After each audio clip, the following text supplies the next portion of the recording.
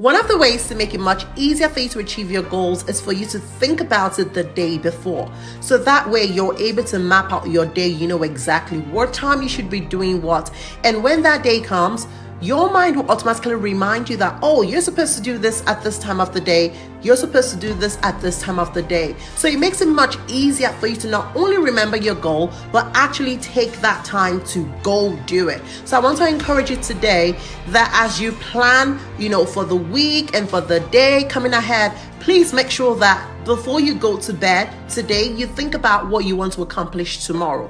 What you want tomorrow to look like, so that you don't go about reacting to everything that comes your way. You tend to be more intentional about your day because you know that I've got to wake up at this time of the day. I've got to accomplish 3 tasks. And at the end of the day, you will be more fulfilled if you actually plan that way. So this is day 3 and we're still on week 6, and I hope that you're having a great day. Make sure you stretch yourself so that you're able to achieve your goals. Here is me wishing you all the best, and I'll see you in the next video.